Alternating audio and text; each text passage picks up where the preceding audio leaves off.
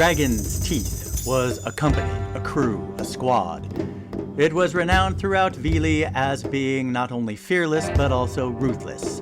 They lived by their own code and ignored the laws of whatever county they might be passing through. They had prospects that hung around them and did dirty work in hopes of becoming a full member. Others were hangers-on that just wanted to be in the company of the powerful group and maybe get noticed and become chosen as a prospect. Wise nobles and sheriffs let them pass through without challenge or suffered their ways should they stay for some time in their district. Unwise authorities tried to enforce local law upon Dragon's Teeth members, and always to their detriment. Dragon's Teeth didn't suffer lackeys of the law trying to make a name for themselves, trying to bring them under their heel, or simply foolish toadies who didn't know better.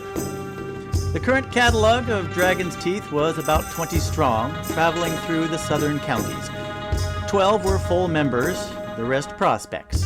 5 prospects had been sent to scavenge for food at nearby farmsteads. 3 were kept with the main body that had set up in the town square. Ogre wanted to set up in the tavern so he could drink ale non-stop, but Head had declared they needed to be outside. They had lost a member not too long ago. Drunken Riot had been knocked off his rushing horse by a branch in a dark wood, and either the branch or the subsequent fall had broken his neck. It was a lowly death that was an embarrassment for Dragon's Teeth, and none of the members were in a hurry to acknowledge the event by filling the vacancy Riot's death had created.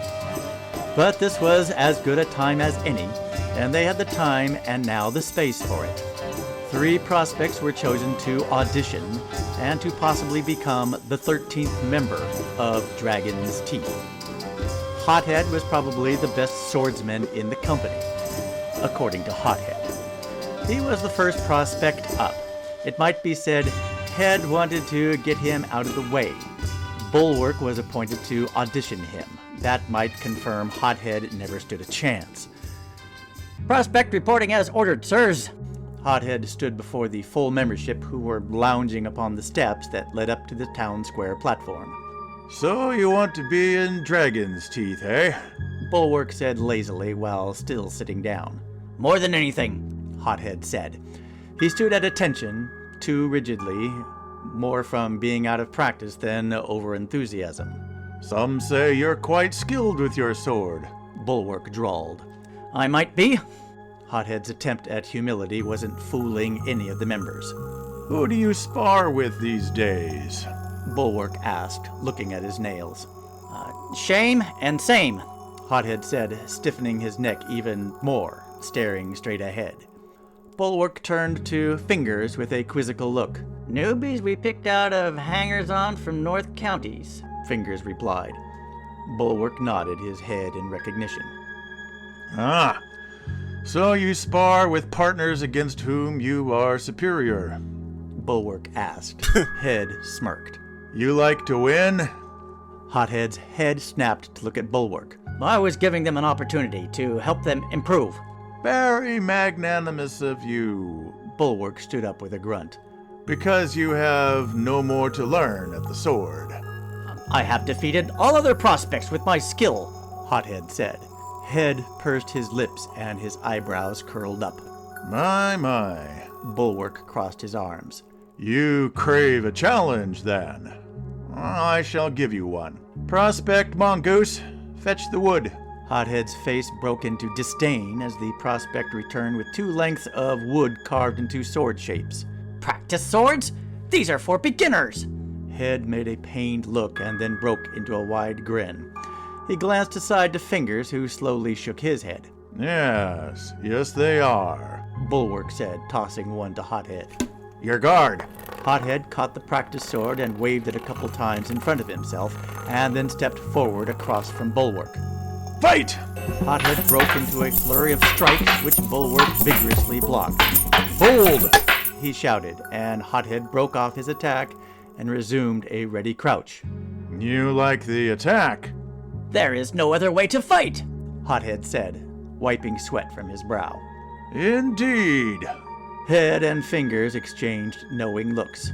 We shall see. Prospect Crossguard, come! One of the remaining prospects to audition hustled out to the open courtyard area where the two combatants faced each other. Sir? You are wounded, Prospect. Oh, what? Ow! In the leg, you are grievously wounded. Now, lie down there beside Prospect Hothead. You have a wounded comrade on the ground. Keep him in mind while we fight. His safety is your responsibility. Yes, sir. Ready? Fight! The two exchanged strokes and blocks for a furious moment. Bulwark gave ground and Hothead pressed his attack, redoubling the fury of his thrusts and swipes. You're distancing yourself from your charge. If I defeat you outright, my companion is safe. Bulwark backed up to the short stairs the Dragon Teeth members were lounging upon, and some had to quickly move away as Bulwark backed up the stairs under Hothead's relentless attacks. Bulwark now stood upon the town square platform as Hothead stood upon the stair beneath. Hold! Tell me now, Prospect. Is it better tactically to be above or below your opponent? Above is more advantageous. And yet, here I am. Is it best to have the ground beneath you to be flat or uneven? Flat is preferable to uneven. Here I stand upon flat ground, and you stand upon the uneven stairs. Tell me now, I have only been blocking and parrying all your strokes of attack, and I have attained the superior grounding and position. How did this happen? Hothead blinked and looked about himself. Now, if I pressed my attack from here, fight! Hothead barely brought up his guard when Bulwark set upon him with a forceful flurry of attacks. Hothead tried to retreat quickly, but stumbled upon the stairs and landed on his back on the ground. Bulwark walked down and stood over the prone Hothead, stepping upon his sword. You are defeated. And look to your charge there. Bulwark pointed his sword. Hothead twisted around on his back and saw fingers holding Crossguard by the hair of his head, his blade under the prospect's neck. You have failed to protect your helpless charge as well. We buried 2 Dragon's Teeth members tonight. I overcommitted myself. It's too late to realize that now. You're both dead. Perhaps then there are other ways of fighting than merely attacking. I wanted to impress you with my sword skill. Slash and thrust are only part of the skill, Prospect. Bulwark looked over at Head and made a grim face. Head nodded. Maybe I should spend time sparring with you, if you are willing. Now that's the brightest thing you've said all day, Prospect. Bulwark said and offered a hand up. Head didn't offer a vote to the members for inclusion. This one would need more training, and that had been sorely demonstrated this day. And now he might take up a practice sword a bit more humbly. You've been listening to Dragon's Teeth Prospects, a Dungeons & Damsels short story side quest written and performed by David Ian. Sound engineering by Dino D'Elfwell. Sound design by David Ian. Theme by Ron Perovich. Music by Mark Rose. Dungeons & Damsels is a sword and sorcery medieval fantasy series produced by Unchained Productions.